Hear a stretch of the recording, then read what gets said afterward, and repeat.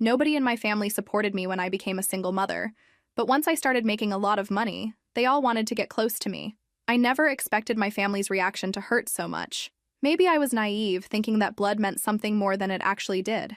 When I told them I was pregnant at 22, sitting in our cramped living room with the smell of my mother's burnt coffee filling the air, the silence that followed felt heavier than anything I'd ever experienced. My mother's face went through several expressions: surprise, disappointment, then something that looked like genuine disgust. She set down her mug so hard it cracked against the wooden table. "How could you be so careless?" were her first words. Not congratulations, not asking if I was okay. Just pure judgment wrapped in maternal disappointment. Dad didn't even look at me. He kept his eyes glued to the evening news, jaw clenched so tight I could see the muscle twitching. When the commercial break came, he finally spoke without turning around. "I suppose he's not going to marry you." It wasn't a question. It was an accusation disguised as resigned acceptance. "He's not ready for this responsibility," I tried to explain, my voice smaller than I intended. "But I want to keep the baby. I can handle this." That's when my older brother Marcus laughed. Actually laughed, from the kitchen doorway. "Handle this? You can barely handle paying your car insurance on time. You think raising a kid is some kind of joke?" My younger sister Emma just shook her head, fingers typing furiously on her phone. "Great.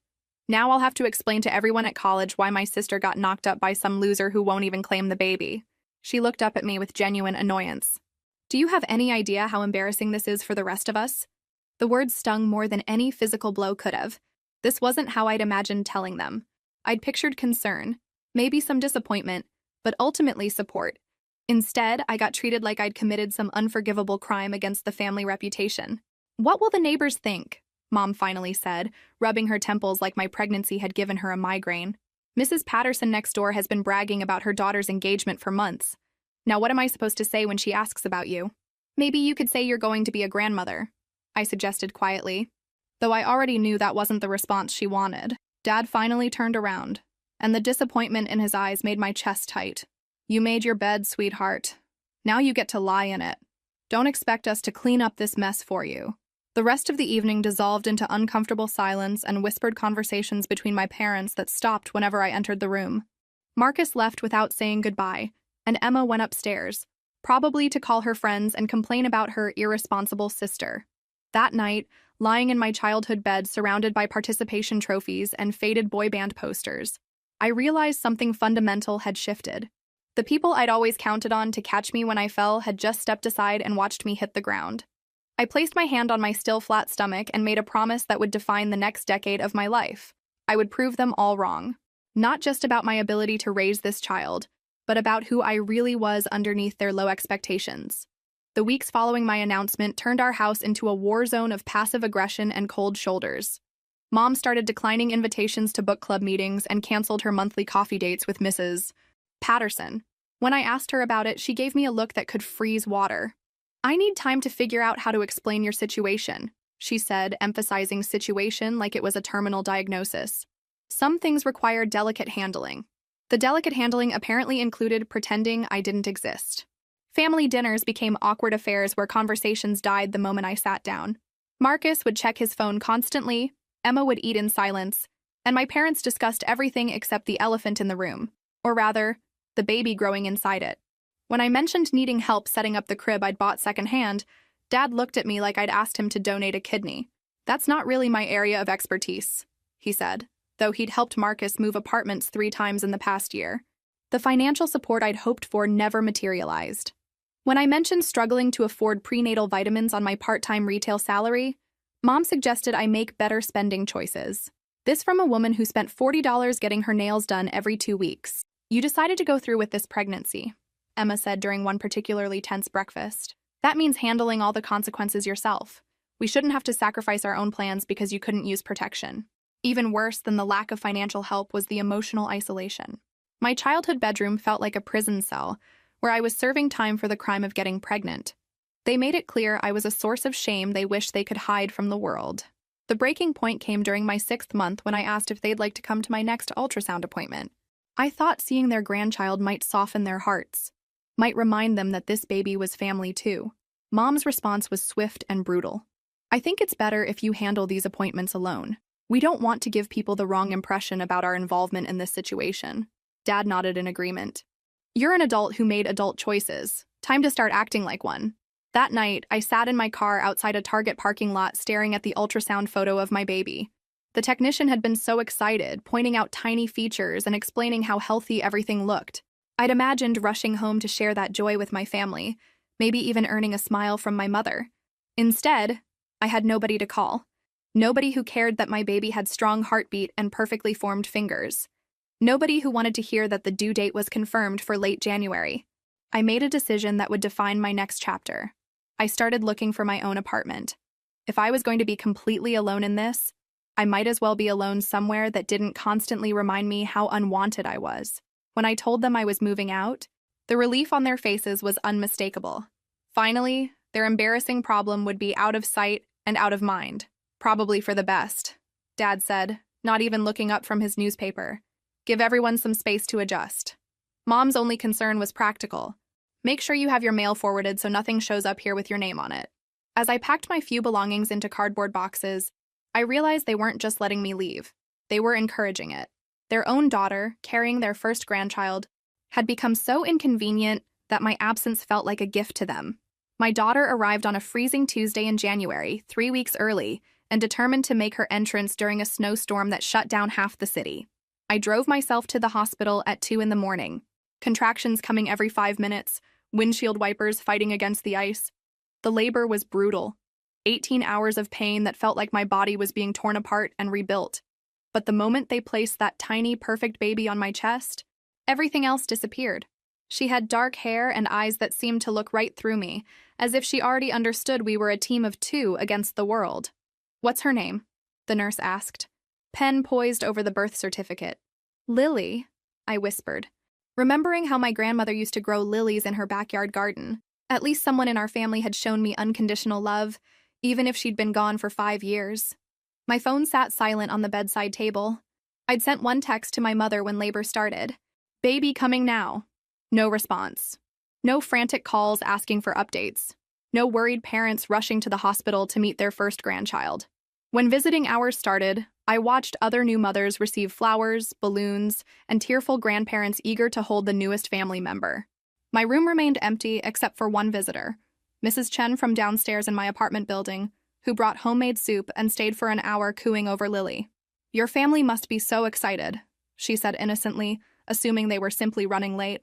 They're busy, I lied, not ready to admit the truth to this kind woman who barely knew me. 3 days later, I took Lily home to our tiny one-bedroom apartment with its squeaky floors and thin walls.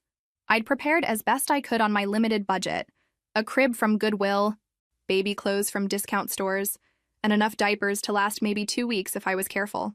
The first weeks were a fog of sleepless nights and constant feeding schedules. Lily had colic, crying for hours straight while I paced the small living room, bouncing her and singing lullabies my grandmother had taught me. During those long, dark nights, I'd sometimes catch myself reaching for my phone to call my mother, forgetting that I was truly on my own. My neighbors turned out to be more supportive than my own blood. Mrs. Chen brought dinner twice a week. The college student across the hall, Jake, offered to babysit when I needed to grocery shop. Even the elderly man upstairs, Mr. Rodriguez, would knock on my door with hand-knitted baby blankets his late wife had made. This little one deserves all the love in the world, he said one afternoon, watching Lily sleep peacefully in her bouncer. Family isn't always about blood, mija. Sometimes it's about who shows up when you need them most. His words hit harder than I expected. These practical strangers were treating Lily with more warmth and interest than her own grandparents had shown. They asked about her milestones, celebrated when she first smiled, and offered practical help without judgment or conditions. Meanwhile, radio silence from the people who'd raised me. No cards, no calls, no questions about how we were managing. It was as if Lily and I had simply vanished from their universe the day I moved out. I started to understand that their rejection wasn't just about disappointment. It was about fear. Fear of being associated with my mistake. Fear of what people might think. Fear of having their carefully constructed image of the perfect family disrupted by an inconvenient reality. But lying there at night with Lily sleeping on my chest, listening to her tiny heartbeat, I felt something unexpected growing inside me alongside the hurt. Determination. Not just to survive, but to build something better than what I'd lost. Lily had just turned 2 when the fever spiked to 104 degrees and wouldn't break. I'd been giving her children's medicine for 2 days, but she kept getting worse. Listless, refusing to eat, her tiny body burning hot against mine. The emergency room doctor's face was grave as she explained that Lily had developed pneumonia that required immediate hospitalization. "We need to start IV antibiotics right away," she said. "Without insurance, you're looking at about $12,000 for the treatment and hospital stay." My part-time job at the department store didn't offer health benefits. I'd been paying for basic pediatric visits out of pocket. But this was beyond anything I'd prepared for. The financial counselor at the hospital offered payment plans, but even stretched out, it would mean choosing between keeping our apartment and saving my daughter's life. Sitting in that sterile waiting room while Lily slept in the hospital bed with tubes in her tiny arms, I did something I'd sworn I'd never do again. I called my mother. "Hello?" Her voice was cautious, like she wasn't sure she wanted to answer. "Mom, it's me. Lily is in the hospital with pneumonia. She needs treatment that costs $12,000 and I don't have insurance." "I know we haven't talked, but she's your granddaughter and I'm desperate." The silence stretched so long I thought she'd hung up. When she finally spoke, her voice was ice cold. "I'm sorry to hear the baby is sick, but we made it clear 2 years ago that your decisions were your responsibility. We can't solve every crisis you create." "This isn't about my decisions," I said, trying to keep my voice steady. "This is about a sick child who needs help. She's 2 years old, Mom. She's innocent in all this. You chose to have that baby when you couldn't afford to take care of her properly. These are the consequences of that choice. Each person needs to handle their own problems." The line went dead. My own mother had hung up on me while my daughter was fighting for her life. I sat there staring at my phone, shaking with a mixture of rage and disbelief. Then, with nothing left to lose, I tried my father. He answered on the first ring. "Dad, please, just hear me out." Click. He'd hung up before I could even finish the sentence.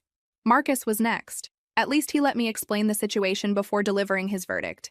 "Look, this is exactly what we were worried about when you decided to keep that baby. You can't afford to be a single mother, and now you expect us to bail you out every time something goes wrong? This is the consequence of your choices." Emma's response was even crueler. "Maybe this will teach you that actions have consequences. We warned you this would happen." That night, while Lily slept fitfully in her hospital bed, I sat beside her making calls to every loan company, credit card company, and charity organization I could find. I sold everything of value I owned: my grandmother's jewelry, my car, even my laptop. Mrs. Chen, who barely knew us, handed me $500 in cash. "For the baby," she said simply. "Children should never suffer for adult problems." Mr. Rodriguez knocked on my hospital room door with an envelope containing $800, apparently his Social Security check for the month. "My Sophia would have wanted this," he said, referring to his late wife. These strangers showed more compassion in one day than my family had shown in 2 years. As I signed the payment plan paperwork that would keep me in debt for the next 5 years, I made a promise to myself and to Lily. I would never, ever put myself in a position where I needed my family's help again. Whatever it took, however hard I had to work, I would build a life where their rejection couldn't hurt us anymore. The little girl sleeping peacefully now, her fever finally broken, deserved a mother who could protect her from the cruelty of people who were supposed to love her unconditionally. 3 years had passed since that desperate phone call, and I thought I'd moved beyond the sting of my family's rejection. Lily was 5 now, chattering constantly and full of energy as we made our weekly trip to get groceries. She loved these outings, pointing out colorful packages and helping me compare prices. We were in the frozen foods aisle when I heard the familiar laugh, Emma's high-pitched giggle that used to echo through our childhood home. I turned the corner with our cart and froze. There was my entire extended family gathered around a birthday cake display, clearly celebrating someone's special day. Emma was there with her fiancé, Marcus with his wife and their twin boys, and my parents beaming as they posed for photos with a cake that read, "Happy 50th birthday, Uncle Jim," my Uncle Jim's birthday. A family celebration I hadn't even known was happening, much less been invited to attend.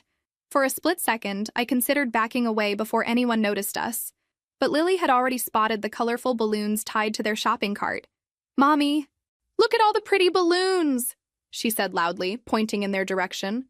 Emma looked up first.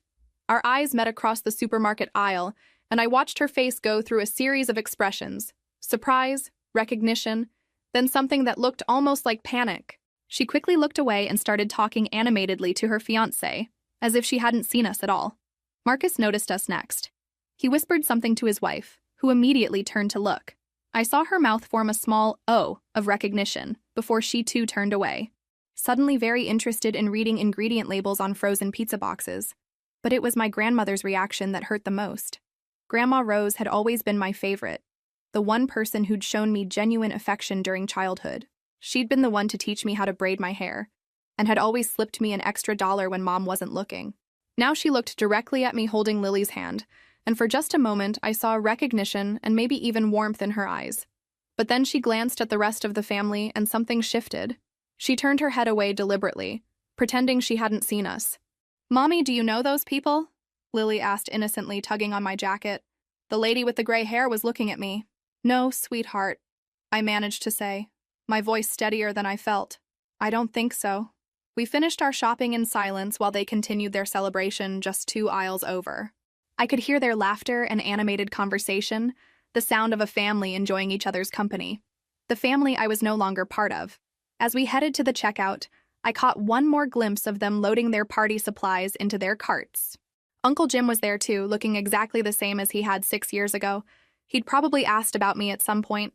Maybe they'd told him I was doing my own thing or had moved away. Easier than explaining that they'd cut me off for the crime of becoming a single mother. Walking to our car, Lily skipped alongside me, completely unaware that she'd just met her grandparents, aunt, uncle, and cousins for the first time. To her, they were just strangers in a grocery store with pretty balloons.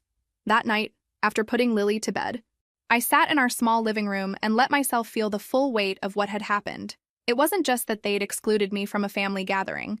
It was the deliberate way they'd pretended I didn't exist when faced with the reality of me and my daughter. I realized then that I'd been harboring a secret hope that time might heal our rift, that eventually they'd reach out and want to be part of Lily's life. That moment in the grocery store killed that hope completely. They didn't want reconciliation. They wanted erasure. In their perfect family narrative, Lily and I simply didn't exist. The promotion came completely out of left field. I'd been working as a medical billing specialist for 3 years, quietly processing insurance claims and keeping my head down. When my supervisor called me into her office that Tuesday morning, I expected another routine assignment. Instead, she offered me the position of department manager. "Your accuracy rate is the highest we've ever seen," she explained. "Plus, you've been taking those online coding certification courses on your own time. We need someone with your dedication to oversee the new digital transition."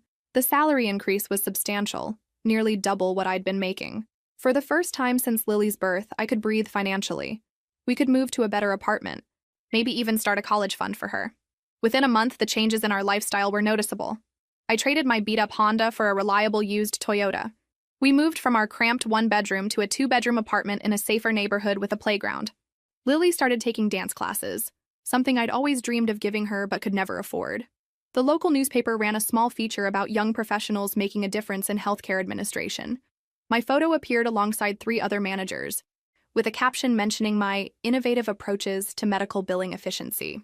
It was barely 2 column inches, but it was public recognition of my professional success. Apparently, news travels fast in a small city. Within a week of the article's publication, I got my first contact from the family grapevine.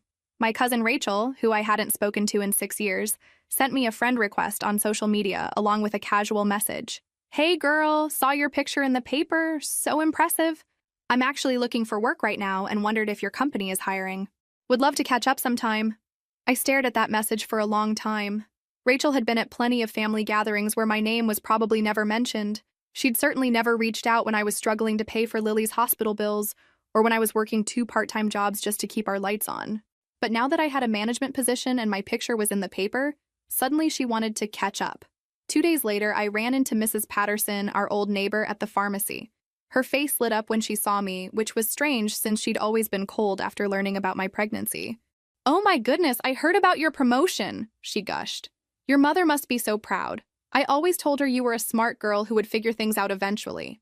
I wondered when exactly she'd told my mother that, since Mom had specifically mentioned Mrs. Patterson as one of the neighbors she'd been too embarrassed to face when I got pregnant. The most telling incident happened at the grocery store where I'd encountered my family a year earlier. I was loading groceries into my new car when I heard someone call my name. I turned to see Uncle Jim walking toward me with a big smile. "Well, look who's doing well for herself," he said, eyeing my car and the name-brand groceries I could finally afford. "I've been hearing good things about you from around town. That promotion sounds like quite an achievement." He spoke as if we were old friends catching up, not like I'd been deliberately excluded from his birthday party the year before. He even asked about Lily, though he'd never shown any interest in meeting his great niece before my financial situation improved. Your parents must be thrilled about how things have turned out, he said, fishing for information about our relationship. I gave him a neutral smile. I'm sure they have their own opinions about my life. That night, I sat at my kitchen table processing what was happening. After 6 years of complete silence, family members were suddenly noticing my existence again. Not because they missed me or wanted to meet Lily, but because I'd achieved something that made me useful to them. The timing wasn't coincidental. These weren't people who'd had a change of heart about family relationships. These were people who'd heard I might have something to offer them now. The business opportunity came through a connection at work. Dr. Martinez, one of our biggest clients, mentioned she was looking for someone to handle billing services for her expanding practice and several colleague referrals. When she offered me the contract, I realized this could be my chance to build something of my own. I spent 3 months researching, planning, and saving every penny for startup costs. Working nights and weekends, I built a client base and registered my medical billing consultancy, Precision Healthcare Solutions. Within 6 months, I had 12 medical practices as clients and was earning more than triple my old salary. The local business journal featured my company in their Emerging Entrepreneurs section. The article included a photo of me in my small office, surrounded by computer screens and medical coding manuals. They highlighted how I'd built a successful business from the ground up while raising a young daughter alone. The day the article came out, my phone started ringing. First was my cousin Rachel again, this time calling instead of just messaging. I saw the article about your business. Congratulations. I've actually been thinking about changing careers, and medical billing sounds fascinating. Maybe you could teach me the ropes. I'm a fast learner and really motivated. Then came my cousin David, who'd never spoken to me even during family gatherings when we were kids. Suddenly, he was interested in discussing investment opportunities and wondered if I needed a business partner with his retail management experience. But the call that really got my attention came from Emma. My sister, who'd been embarrassed by my existence for 7 years, was suddenly reaching out with sisterly concern. I can't believe I had to read about your success in the newspaper, she said, her voice perfectly calibrated to sound hurt. Why didn't you tell family about this amazing business you built? We would have celebrated with you. I almost laughed at the audacity. Would you have? Because I don't recall much celebrating when I was working 3 jobs to pay for Lily's medical expenses. That was different, she said quickly. We were all dealing with our own struggles back then. But now that you've proven how capable you are, maybe it's time to put the past behind us. Families should support each other, right? The irony was breathtaking. Now that I'd proven my capability by becoming financially successful, suddenly I deserved family support. When I'd needed help the most, I was told to handle my own problems. But now that I didn't need their help anymore, they wanted to offer it. Marcus called next, with an even more transparent approach. I heard about your business from Emma. Pretty impressive stuff. Listen, I've been thinking about switching careers myself. Construction work is hard on the body, you know. Maybe you could bring me on as an employee or something. Family business sounds nice. The most surprising contact came from an unexpected source. Mrs. Patterson stopped by my new office, claiming she happened to be in the neighborhood. She spent 20 minutes praising my success before finally getting to her point. My daughter Jennifer is graduating with her associate degree next month, she said. I was hoping you might have an entry-level position available. She's such a hard worker, and I know how much you value family connections. Family connections. From the woman who'd whispered about my situation to neighbors 6 years ago. Each conversation followed the same pattern: praise for my success, followed by requests for favors or opportunities. Not one person acknowledged the years of silence or explained their sudden interest in reconnecting. They all acted as if our estrangement had been some kind of mutual misunderstanding that could be brushed aside now that I was successful. That evening, I sat in my new car outside Lily's dance studio, watching her practice through the window. She was 7 now, confident and happy, completely unaware that half her relatives had spent the day trying to figure out how to benefit from her mother's success. I realized I was at a crossroads. I could let these people back into our lives and pretend the past didn't matter. Or I could maintain the boundaries they'd forced me to build and remember exactly why those boundaries existed in the first place. The first real test came when my mother called me directly for the first time in 7 years. Her voice was carefully modulated, warm in a way that felt practiced and artificial. Honey, I've been thinking about you so much lately, she began, as if we'd spoken just last week instead of having our last conversation end with her hanging up on me. I saw the article about your business in the paper. I'm so proud of what you've accomplished. I let the silence stretch until it became uncomfortable. She'd earned a moment of awkwardness after years of silence. I was hoping we could get together for coffee, she continued. It's been too long since we talked, and I'd love to hear about everything that's been happening in your life. I miss having my daughter around. Miss having me around. The daughter she'd been too embarrassed to acknowledge for 7 years suddenly became someone she missed. I'm pretty busy with the business these days, I said neutrally. Of course. You must be so busy with such a successful company. Maybe I could come by your office sometime? I'd love to see what you've built. 2 days later, she showed up unannounced during lunch hour, dressed in her best outfit and carrying a gift bag. She moved through my office like she was conducting an inspection, commenting on everything from my computer setup to the framed degrees on my wall. This is so impressive, sweetheart. You always were the smart one in the family. She handed me the gift bag, which contained a coffee mug that read World's Best Daughter and some expensive chocolates. I brought you a little something to celebrate your success. She spent an hour asking detailed questions about my business model, client base, and revenue projections. When I mentioned that Lily was excelling in school and dance classes, she nodded politely but didn't ask to see any photos or request details about her granddaughter's life. The real purpose of her visit became clear when she started sharing family updates I hadn't asked for. Your father's been having some health issues lately. Nothing serious, but medical bills add up, you know? And Marcus lost his construction job last month. The economy is so difficult for working families right now. She painted a picture of a family facing various financial struggles, all while sitting in the office of the daughter they'd abandoned when she needed help most. It's wonderful that you're in a position to help people now, she said meaningfully. Families should take care of each other when they have the means to do so. A week later, Marcus showed up at my apartment with his 8-year-old twins in tow. He introduced them to Lily as her cousins, creating an awkward situation where she was meeting relatives she'd never known existed. Uncle Marcus, she said excitedly, because I'd mentioned her uncles in passing over the years, though I'd never indicated whether she'd ever meet them. Hey there, kiddo, he said, ruffling her hair. Sorry it's taken me so long to visit.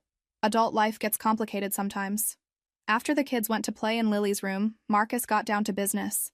He talked about his financial struggles, his wife's health problems, and how difficult it was to support a family in the current economy. I was hoping maybe you could help me get back on my feet, he said. Nothing too crazy, just enough to cover rent and groceries until I find another job. Family helps family, right? The phrase family helps family became a constant refrain. Everyone who contacted me seemed to have memorized the same script about family obligations and mutual support. Emma called to ask if I could co-sign a car loan for her. Uncle Jim wondered if I needed a receptionist and could hire his unemployed daughter. Even distant cousins I barely remembered reached out through social media with various requests and opportunities. Each conversation began with praise for my success and expressions of pride in my accomplishments. But they all led to the same place: requests for money, jobs, or business opportunities that would benefit them while contributing nothing to my life or Lily's well-being. The emotional manipulation reached new heights when my mother called crying about Dad's serious heart condition. According to her tearful account, he needed expensive medication that insurance wouldn't fully cover, and they were facing financial ruin trying to keep him healthy. I know we haven't always been perfect parents, she sobbed into the phone, but he raised you, and family has obligations to each other. You have the means to help now, and it would break my heart if something happened to him because we couldn't afford his treatment. When I asked for details about his condition and which medications he needed, her story became vague and inconsistent. She couldn't name the specific heart condition or explain why insurance was denying coverage for essential medication. The doctors use such complicated terms, she said dismissively. All I know is he needs help, and you're the only one in the family who can provide it. The guilt trip was expertly crafted. She'd positioned me as either the dutiful daughter who saved her father's life, or the heartless child who let him suffer because of old grudges. Marcus took a more aggressive approach. He showed up at my office unannounced, interrupting a client meeting to demand a private conversation. His face was red with anger, and he spoke in the loud, confrontational tone he'd used to intimidate me during childhood. "What's your problem?" he demanded. "Mom called you about Dad's medication, and you haven't even responded. Do you hate us so much that you'd let your own father die just to prove some petty point?" I kept my voice calm and professional, aware that my staff could hear through the thin office walls. I asked for medical documentation and insurance information so I could understand the situation better. I haven't received any of that. "Documentation?" he scoffed. "What are you, some kind of insurance investigator now? This is our father we're talking about. You either care about family or you don't." He leaned forward, using his height to try to intimidate me the way he had when we were teenagers. You know what I think? I think success has made you cold. You've forgotten where you came from and who helped you get there. The irony of that statement was staggering. Who helped me get there, Marcus? Because I distinctly remember being told to handle my own problems when I needed help. That was different, he said quickly. You made choices that put you in that situation. Dad didn't choose to have heart problems. Emma's approach was more subtle but equally manipulative. She started showing up at Lily's school events, playing the devoted aunt role in front of other parents. She'd gush about how proud she was of her niece and make comments about how important family connections were. It's so wonderful that Lily has such a strong family support system, she'd say loudly enough for other parents to hear. We all just adore her. After one particularly theatrical performance at Lily's dance recital, she cornered me in the parking lot with tears in her eyes. I can't believe how much I've missed of her childhood, she said, dabbing at her eyes with a tissue. I regret so much about how we handled things when you were younger. But we can't change the past. We can only build better relationships moving forward. Then came the real message. I'm actually facing some serious financial problems right now. My student loans are crushing me, and I might lose my apartment. I was hoping maybe you could help me consolidate my debt. Nothing huge, just enough to get me back on track so I can be a better aunt to Lily. The requests became more frequent and more demanding. Uncle Jim called to say his daughter's wedding needed financial help because families should contribute to important milestones. My cousin David showed up with a business proposal that required a $20,000 investment from me with no guarantee of return. But the most manipulative moment came when they started using Lily directly. During one of Marcus's visits, I overheard him telling her about all the fun family activities she was missing. Your cousins go fishing with Grandpa every weekend, he told her. And Grandma makes the best chocolate chip cookies for family dinners.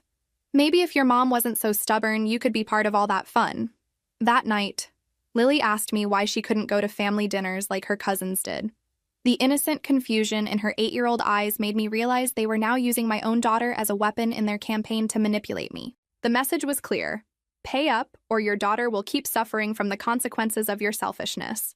They'd turned my love for Lily into leverage against me, knowing that her happiness was my greatest vulnerability. I realized then that this wasn't about reconciliation or family healing. This was about extraction. Getting as much as they could from me while giving nothing in return except the promise of including Lily in the family she'd been excluded from her entire life.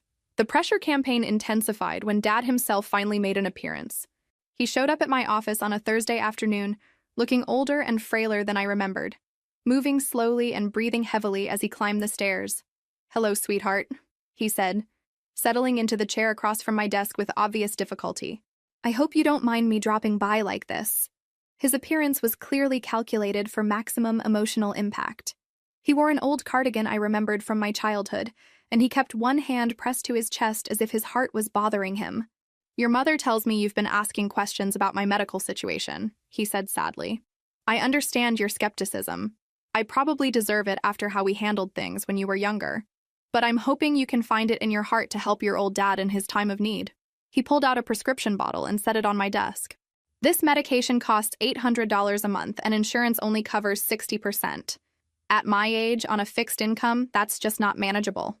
The bottle was real enough, though I noticed the label had been partially obscured. When I asked to see the full prescription information and his insurance documentation, he became defensive. "I didn't come here to be interrogated like a criminal," he said, his voice taking on the stern tone I remembered from childhood. "I came here hoping my successful daughter might want to help her father stay alive." The guilt trip was expertly delivered. He talked about being proud of my accomplishments, about regretting the distance in our relationship, and about hoping we could build something better while there was still time. "I may not have many years left," he said heavily. "It would mean everything to me to spend them getting to know my granddaughter and rebuilding our family." But when I asked specific questions about his condition, his answers were evasive. He couldn't explain why he needed this particular expensive medication, or what treatment alternatives had been explored. The next week, Emma showed up at my apartment with a different crisis. She was crying before she even made it through the door, mascara streaming down her cheeks in dramatic black lines. "I'm going to lose everything," she sobbed, throwing herself onto my couch. "My apartment, my car, everything. I made some stupid financial mistakes, and now the bank is foreclosing on my condo." According to her tear-filled story, she'd co-signed loans for her ex-boyfriend and was now responsible for debts she couldn't pay. She needed $15,000 immediately to avoid losing her home. "I know I don't deserve your help after how we treated you," she cried, "but I'm desperate. And you're the only family member who has the means to help me. I'll pay you back, I promise.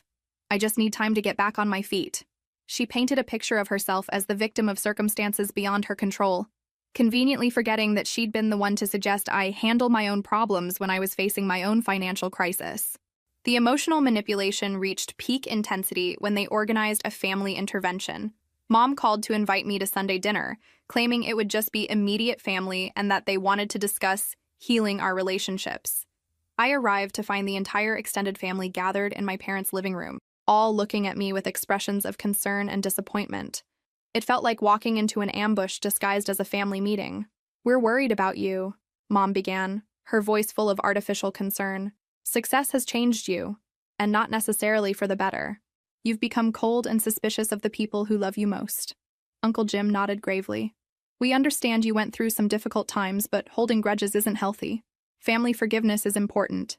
They'd crafted a narrative where I was the problem, the bitter, successful daughter who'd forgotten her roots and abandoned her struggling family. Each person shared stories about financial hardships and health problems, building a case for why I had a moral obligation to help. "You have so much now," Grandma Rose said softly. "Surely you can spare something for the people who raised you and loved you your whole life." The coordinated nature of their appeal made it clear this had been planned and rehearsed. They weren't asking for help. They were demanding it, using guilt, shame, and family obligation as weapons to force my compliance. I sat in that familiar living room, surrounded by faces that had once meant everything to me, and felt something cold and final settle in my chest. They wanted honesty. They were about to get it. "You want to talk about family?" I said, my voice cutting through their rehearsed concerns. "Let's talk about family. Let's talk about the family that told a pregnant 22-year-old to handle her own problems." The room went silent. Mom started to speak, but I held up my hand. "No, you asked for this conversation. You get to hear all of it." I stood up, needing the physical advantage as I faced them. "Let's talk about the family that was too embarrassed by my pregnancy to attend their own granddaughter's birth. The family that canceled social events rather than explain my existence to neighbors." Dad shifted uncomfortably in his chair. "Now, honey, that's not entirely fair." "Fair?" I laughed, and the sound was harsh even to my own ears. "You want to discuss what's fair? When Lily was 2 years old and fighting pneumonia in the hospital, I called every single person in this room begging for help with $12,000 in medical bills. Do you remember what you told me, Dad?" He looked down at his hands, his earlier fragility replaced by obvious discomfort. "You hung up on me.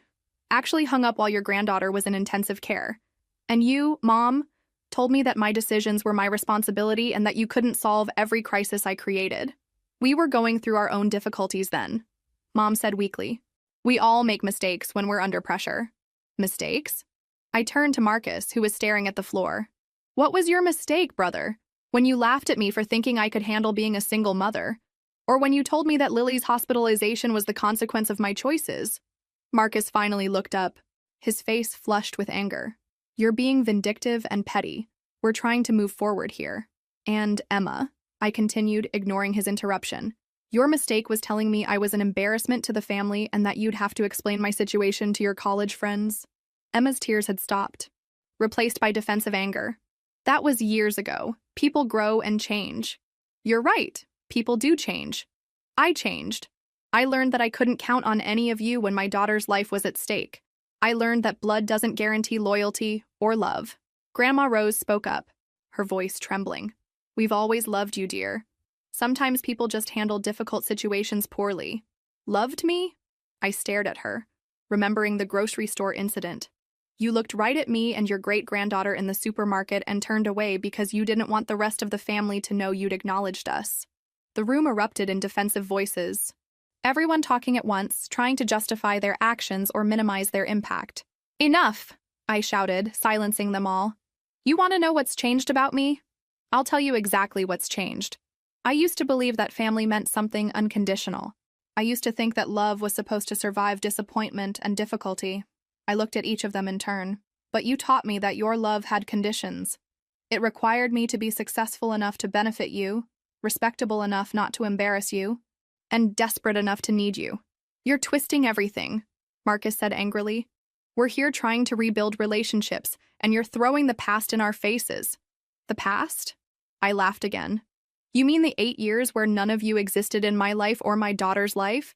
That past? Or do you mean the recent past where you suddenly developed family feelings the moment you heard I had money? The truth hung heavy in the room. Uncle Jim tried to salvage the situation.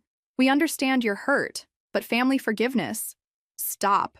My voice was ice cold. Don't you dare talk to me about forgiveness. You want forgiveness? You want family relationships? Then you should have wanted them when I had nothing to offer you except the need for love and support. I grabbed my purse and headed for the door. You don't get to abandon someone and then demand access to their success. You don't get to treat a person like a shameful secret and then expect them to fund your lives. Where are you going? Mom called after me. We're not finished talking about this. I turned back one last time. Yes, we are. We're completely finished. The phone calls started immediately after I left that Sunday dinner. My mother called 16 times in the first 2 days, leaving increasingly desperate voicemails that ranged from tearful apologies to angry accusations. Marcus sent text messages calling me heartless and ungrateful. Emma showed up at my office twice, demanding that security let her speak to me. I changed my phone number and instructed my assistant to screen all calls and visitors. When Dad appeared at my office building the following week, looking frailer than ever and claiming chest pains, I watched from my window as security escorted him to his car under my explicit instructions. You can't be serious, my assistant said, watching the elderly man shuffle away. That's really your father? That's the man who hung up on me when my daughter was dying in the hospital, I replied calmly. Yes, I'm completely serious. The family's reaction to my newfound boundaries was swift and predictable. Within a month, I heard through former mutual acquaintances that I was being painted as the villain in their narrative. I was the heartless daughter who'd forgotten her roots, the cold businesswoman who valued money over family, the ungrateful child who'd abandoned her aging parents. They conveniently left out the 8 years of abandonment that preceded my success, the hospital crisis they'd ignored, and the transparent way they'd only renewed contact when I became financially useful to them. I moved Lily and myself to an upscale neighborhood across town, where nobody knew our history or had preconceived notions about our family dynamics. I enrolled her in a private school where she thrived academically and socially, surrounded by children whose parents valued education and opportunity over gossip and judgment. Why did we move again? Lily asked one evening as we arranged her books in her new bedroom. Because sometimes we outgrow where we used to live, I told her. And sometimes it's healthy to start fresh somewhere new. She nodded, satisfied with that explanation. At 9 years old, she was confident and happy, completely unaware that she'd been rejected by an entire side of her family before she'd even taken her first breath. My business continued to grow. I hired 6 employees, expanded into medical practice management, and opened a second office. The success felt different now, cleaner somehow, not tainted by the desperate need to prove myself to people who'd never believed in me anyway. When well-meaning acquaintances asked about my family, I developed a standard response. We're not close. Most people didn't push for details, and those who did learned quickly that it wasn't a topic I discussed. The final contact attempt came 2 years later, when Grandma Rose was diagnosed with cancer. Mom sent a letter, an actual handwritten letter, to my office, explaining that Rose was dying and wanted to see me and meet her great-granddaughter properly before she passed away. I read the letter twice, then filed it away without responding. Grandma Rose had had 11 years to meet Lily. She'd chosen not to, even going so far as to ignore us in public to avoid awkward questions from other family members. Lily, now 11, had built a life filled with friends, activities, and adults who valued her for who she was rather than what she could provide them. She had dance teachers who celebrated her achievements, classmates who enjoyed her company, and neighbors who remembered her birthday. She had a mother who would never abandon her when life got difficult, never judge her for making mistakes, and never treat her love as conditional on her usefulness. On quiet evenings, when Lily was doing homework at the kitchen table and I was reviewing business reports, I sometimes wondered if I'd made the right choice. The complete severance felt extreme, even to me. But then I'd remember the hospital room where I'd sat alone while my daughter fought pneumonia. I'd remember the grocery store encounter where my own grandmother pretended not to see us. I'd remember the calculated way they'd approached me only after learning about my financial success. Some bridges, once burned, can't be rebuilt. Some relationships, once poisoned, can't be purified. Some people prove through their actions over time that they don't deserve access to your life or your love. My parents lived 20 minutes away, but might as well have been on another planet. Marcus continued his construction work, struggling financially and probably still resentful that his successful sister wouldn't bail him out. Emma lost her condo anyway, despite her dramatic pleas for help. Uncle Jim's daughter got married without my contribution, and the family somehow survived without my financial rescue. They'd wanted me to believe I owed them something because of blood relations and childhood history. But I'd learned a more valuable lesson. Family isn't about biology or obligation. It's about who shows up when you need them, who celebrates your successes without expecting payment, and who loves you consistently through both triumph and struggle.